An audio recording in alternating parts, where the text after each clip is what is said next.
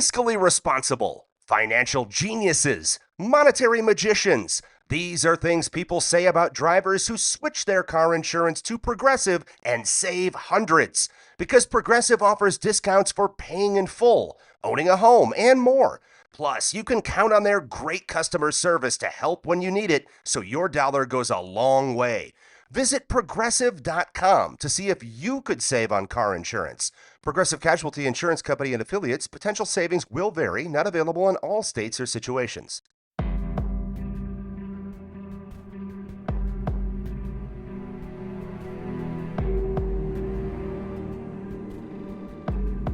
Infant abductions are unlike other kidnappings, and the profile of the perpetrator differs greatly, with the vast majority being women whose motivation is to raise the child. With a rise in at-home DNA kits, these cold cases are starting to be solved, but there are still a number that remain unresolved. I'm Charlie, and welcome to Crimelines.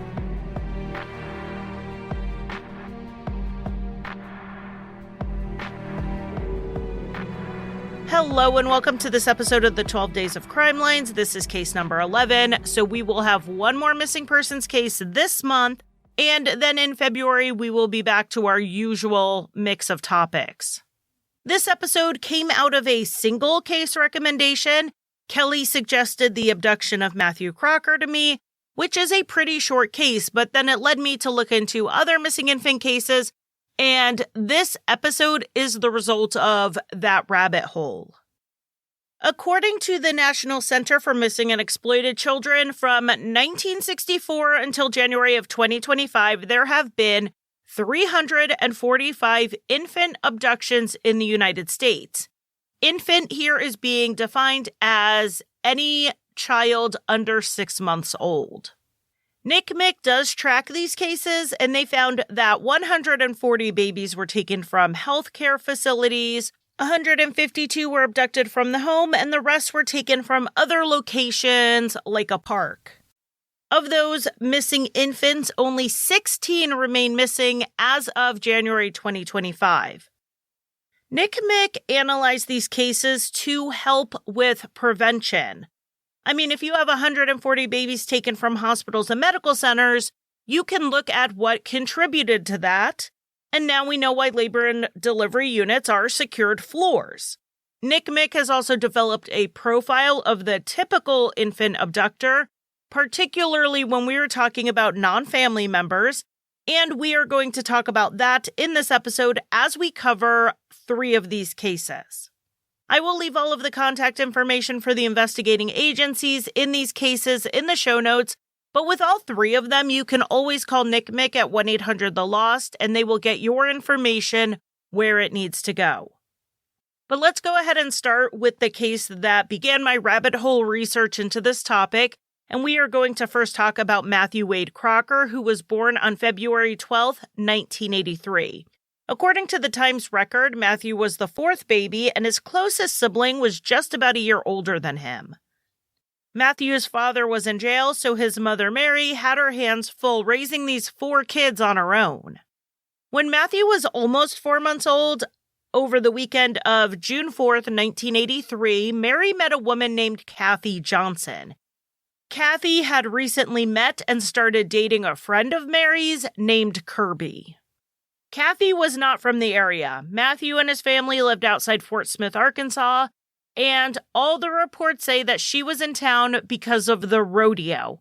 So I looked up what rodeo was going on in the Fort Smith area, and the only one I saw was the 50th annual Old Fort Days, which was held from May 30th until June 4th.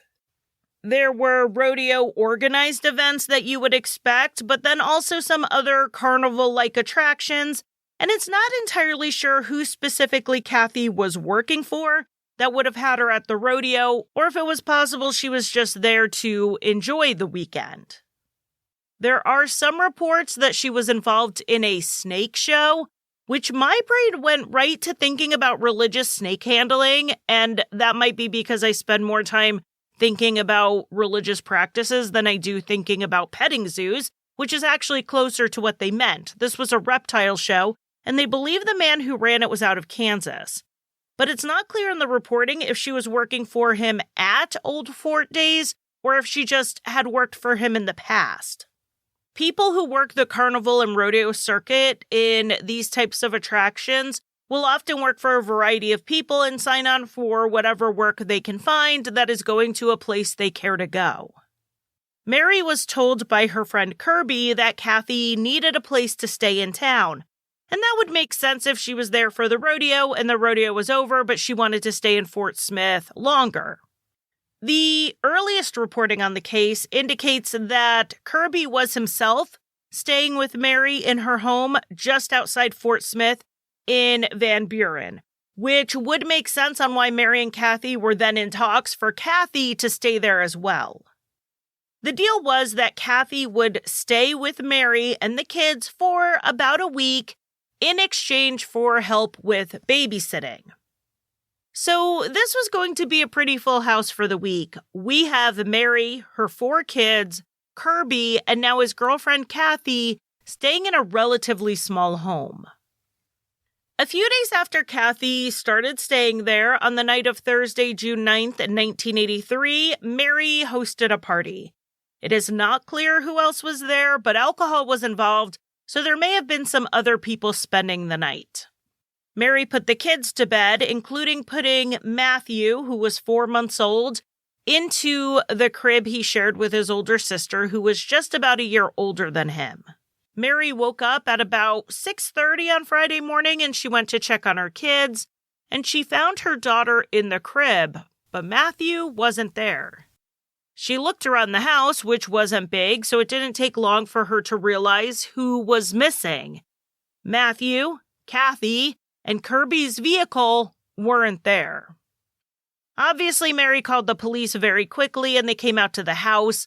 By 11:30 that morning, the police had charges filed against Kathy Johnson for false imprisonment and the theft of the truck.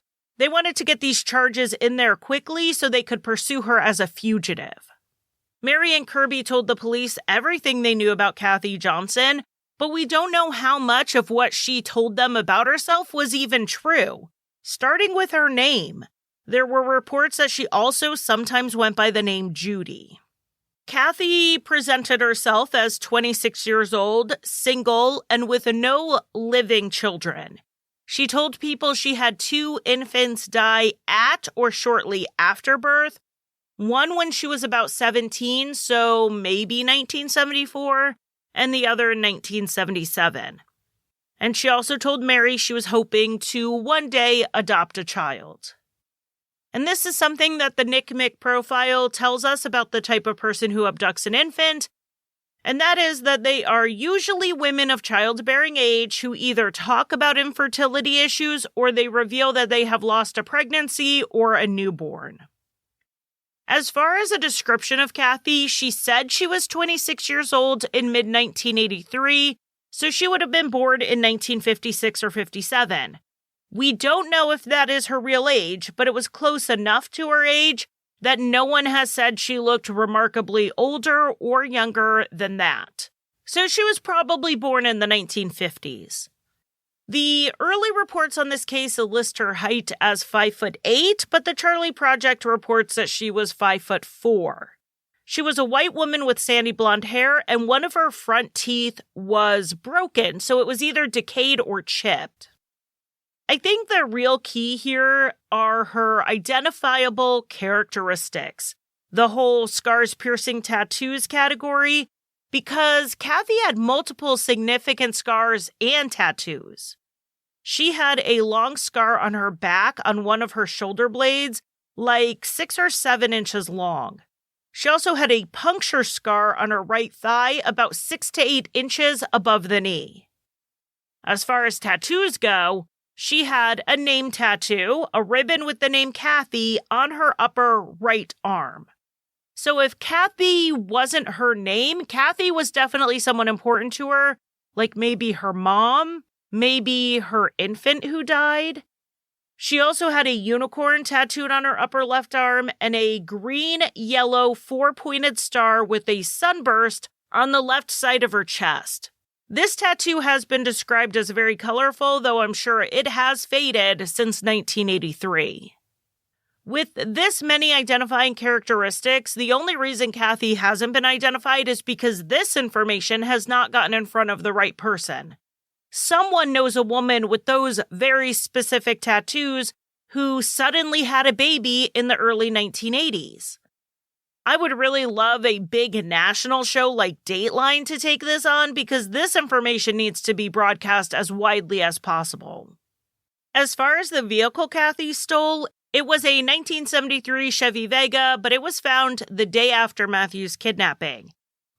It was at a rest stop near Sallisaw, Oklahoma, which is only about 30 minutes west of Fort Smith along I-40.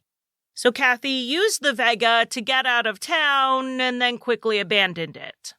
The FBI came on the case pretty much from the start because clearly Matthew was taken in Arkansas, and even though the vehicle was only 30 minutes away, it crossed a state line.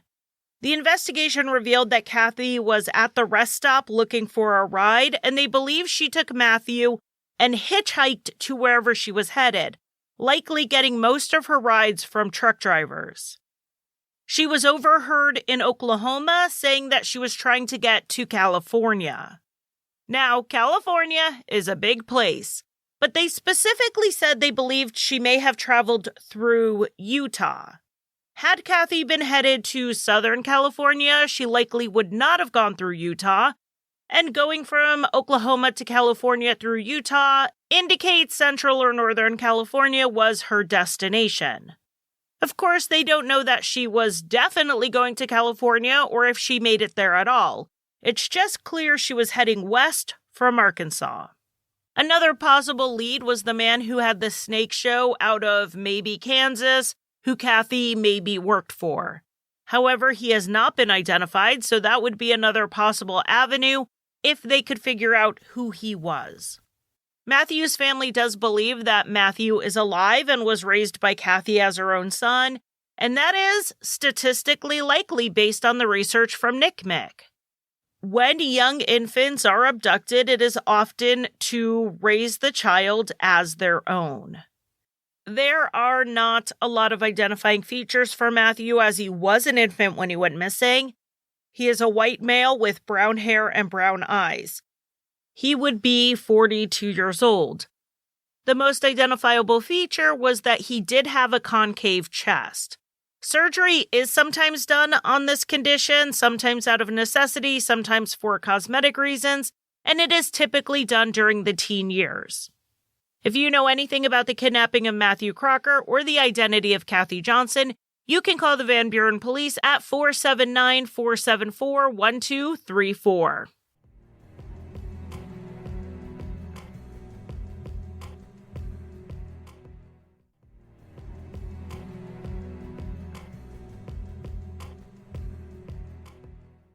So the second infant abduction case we're going to talk about is that of Emmanuel Birts. Emmanuel was born in Dallas, Texas on August 4th, 1989, and according to the Charlie Project, Emmanuel was born at home, but then was hospitalized for a week after his birth at Parkland Memorial Hospital. Emmanuel was released from the hospital on August 11th, and the next day a social worker named Deborah Manning came out to the family's home for a visit. Deborah presented herself as being a welfare worker, but she dressed more like a hospital employee. She was wearing a white coat and green scrub pants. Deborah said she was there just for a follow-up visit, and she referenced an eye infection that Emmanuel had. Neonatal conjunctivitis isn't a very rare issue, but it was pretty specific, and it was true that Emmanuel had the infection. So a specific and accurate detail like that only helped convince the family that Deborah was on the up and up.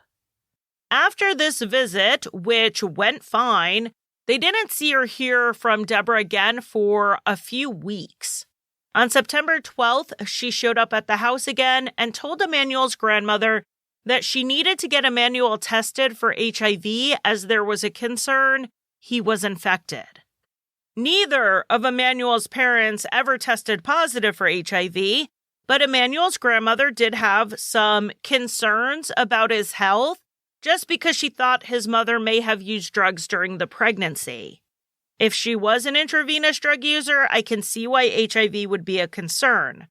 So the following day, September 13th, Deborah came over with a letter authorizing her to take Emmanuel herself to the hospital for the testing. Emmanuel's mother, Keisha, asked Deborah more about what needed to be done. Given that this letter was coming, she believed, from child welfare, she didn't feel like she could turn down the request to take him for testing, but she wanted to go with Deborah and the baby to the hospital. Deborah told her that it was not possible for her to do that, and that Deborah would come back the next day to pick Emmanuel up. So that next morning, September 14th, 1989, Keisha left the baby at home and went to the hospital herself to ask about what was going on. It sounds to me like she was at least a little suspicious of this situation, but she also wanted to comply and not raise red flags with Child Protective Services. While Keisha was at the hospital, Deborah showed up to pick up Emmanuel, but she showed up without a car seat. So she told Keisha's mother that she would be back once she got one, which she left and came back at 10 a.m. Because Deborah said that she would be back with Emmanuel by 2 p.m., she didn't even take Emmanuel's eye infection medication with her. And that is the last anyone has seen of Emmanuel. When he didn't come home by around 8 that night, Keisha called the police and reported him missing. The investigation into this case showed that Deborah had definitely done her homework in targeting this family. She knew about the eye infection, and the name she used, which was surely an alias, was actually the name of a child welfare worker. That woman was investigated and cleared, but if Keisha or her mother called to verify this woman's identity, they would have been told that yes, Deborah Manning worked for Child Services. This woman was a con artist, and that fits another aspect of the NCMEC profile for infant abductors. They often rely on manipulation and deception. While many will bring a weapon with them when they take the child, they often don't use it because they end up not needing to. They lie their way through the entire thing. Women like this will often visit maternity units ahead of time, which is possibly how Deborah learned about Emmanuel's eye infection and found his home address. Some will abduct the baby straight from the maternity ward, which became increasingly difficult over the years thanks to security. So they will instead use the hospital to find a baby to target and then shift to the home setting for the actual kidnapping. And they tend to gain access to the family home by doing what Deborah Manning did. They pose as a social worker or a home health care provider. Because it was a month from the first contact Deborah had with the family until she abducted Emmanuel, it is possible she tried to kidnap another baby prior to this. Maybe that family wouldn't open the door or wouldn't let her take the baby, or they otherwise made it so that it was too difficult and Deborah had to pivot. So that would be another person the police could talk to, any family who had contact with social services in Dallas in August or September of 1989 with a woman who seemed a little off, like wearing a white coat and scrub pants when we know social workers don't generally dress like that. The woman posing as Deborah Manning has been described as a black woman in her 30s who was about 5'6" and 145 pounds. She had sandy brown hair at the time that may have been a wig, and she had an accent that the family was not sure the origin of, but it has been reported that it may have been from an African country. The family did not see the vehicle she put Emmanuel in, but she referred to it as a van. The most distinct feature about her was something she could have changed, and it wasn't super rare in the late 1980s, and that is that she wore very heavy blue eyeshadow. Because she did not take Emmanuel's eye medication, she may have had to take him to a walk-in clinic for a prescription around this time, which could possibly be another lead. The only solid lead that has been made public came in May of 1990, 8 months after Emmanuel was kidnapped, when another infant was kidnapped just 30 minutes south of Dallas. In that case, a woman called the baby's mother while she was still in the hospital and introduced herself as a friend of a relative. She asked if she could come up and visit.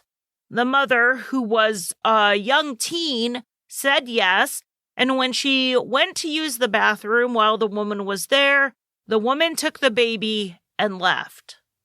But that baby was returned within a week, and the woman turned herself in. Like the profile of infant kidnappers, she had recently had a pregnancy loss. She was looked into for possible involvement in Emmanuel's kidnapping, but she was cleared. Like with Matthew Crocker, it's highly likely Emmanuel was taken by someone who wanted to raise him, and he is alive out there. He would be 36 years old. He had black hair and brown eyes. If you know anything about the disappearance of Emmanuel Birts, you can call the Dallas police at 214-744-4444. And for the third and final infant abduction story we are going to cover today, this is a story of another baby boy, and it was yet another woman posing as a social worker. David Blockett was born on November 26, 1980 in Newport News, Virginia. He had an older brother, Frederick, who was just 2 years old.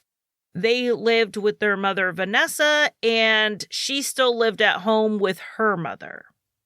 On December 11th, 1980, Vanessa was napping upstairs around 11 a.m. when her mother came and woke her up. She said there was a social worker at the door. Vanessa went down to talk to her, and the woman introduced herself as Marie Kelly, and she showed Vanessa her photo ID that said Marie Kelly and Social Services Department. She was carrying a black folder, and she had a piece of paper with a list of children's names, and Vanessa's 2-week-old baby David was on it. Marie explained that she was a social worker with Riverside Hospital, which is where David was born, and they were hosting a Christmas party. She was there to pick David up and bring him to the party to have his picture taken for some type of photo contest. Vanessa told Marie that she actually had 2 children, 2-year-old Frederick and David, and Marie said she would go ahead and take both boys to the party so they could have their picture done together. She suggested Vanessa dress them warmly, which she did, and they left with the promise of being back within an hour. That was at 11 a.m. At noon, they weren't back yet, and Vanessa made a comment to her mom that surely that woman wouldn't have just kidnapped her kids. With that doubt in the air, her mother decided to go ahead and call the hospital to see what was going on, and that's when she learned there was no party, no social worker named Marie Kelly, and no social worker at all who was authorized to transport children from their homes to the hospital. Around the same time Frederick and David's family called the hospital and learned this information, a woman called the police. She was driving by the Todd Shopping Center, which is about 10 miles away from the hospital, and she said she saw a little boy wandering alone. The police went out to the scene, and they found a piece of paper in the little boy's pocket. It had his name and address on it. This was Frederick, David's older brother. Though he was only 2 years old, Frederick later told WTKR News that he remembered when he and David were put into the car, the woman got into the passenger seat and there was a man driving. Unlike the usual profile, it seems that there may have been a man knowingly involved in this abduction. When the police realized that they had found one of 2 missing children, they began searching for the baby, and that included physically searching the area where Frederick had been found, but they turned up nothing. Later that same day, Vanessa got a phone call from a woman who asked what formula was David on. Vanessa was not sure if the voice was the same as Marie Kelly's, but this was pre-Amber Alerts, so David's disappearance was not out in the public already. So we can't really brush this off as a crank call that we know families sometimes get. The police believe this was the kidnapper, and her concern over using the right formula also indicated that she planned to keep him. They did try to trace the call, but it was too short. The only clue about David's abduction that was ever found, as far as we know, was on Sunday, December 21st, 10 days later. A bird watcher found a diaper bag in a marshy area off the Colonial Parkway near Yorktown. With the diaper bag were some of David's clothing and the folder Marie Kelly had been carrying. The papers found in that folder indicated that she had several local addresses, including Shepherd Road, Powell Road, Cooley Road, and Merrimack Trail in the Williamsburg-Yorktown area. And that is yet another feature of the known profile. Not always, but often, the abductors are local to the area. This kidnapping was planned in advance with enough time that the woman had a fake ID made. But she couldn't have targeted David for very long because of how young he was. He was just 2 weeks old. They believe the woman got David's information from the local paper when they listed recent births, and his entry, along with his address, appeared just 3 days before the kidnapping. And from what I read, it sounds like all of the names on the list she was carrying were names from the newspaper. There was a witness with a new baby who lived nearby who said a supposed hospital social worker spoke with them about their baby, but they were suspicious and shut her down. And this, again, is similar to the overall profile. Like a lot of infant abductors, it looks like Marie Kelly was not targeting a specific family or a specific baby. They're targeting who they can get access to. Marie Kelly is described as a Black woman, but early reporting said she had medium brown skin and, quote, Caucasian features, so some believe she may have been biracial. She appeared to be in her early to mid-30s, and she was between 5'4" and 5'8". She had a medium build, but with wide hips.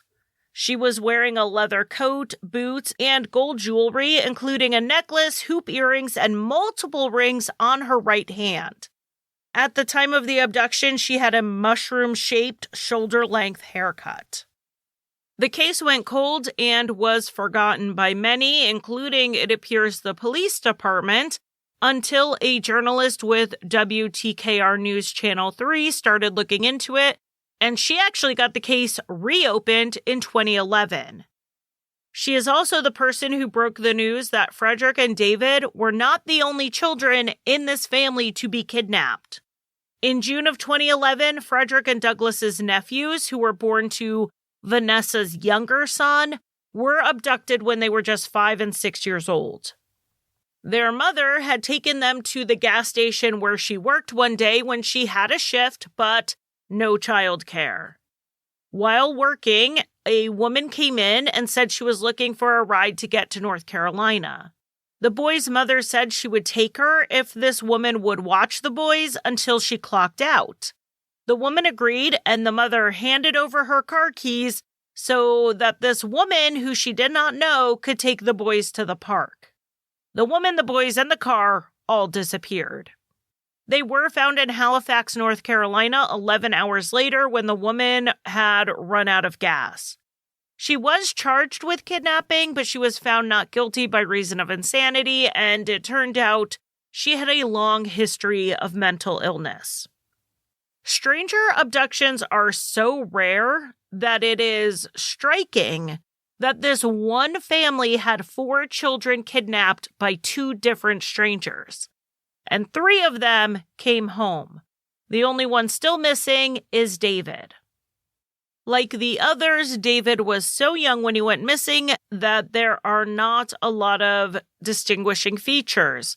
He had black hair and brown eyes. He had a small mole on the inside of his right ear, and he had birthmarks on his arm, on his back, and on his buttocks, though some of those could have faded over the years.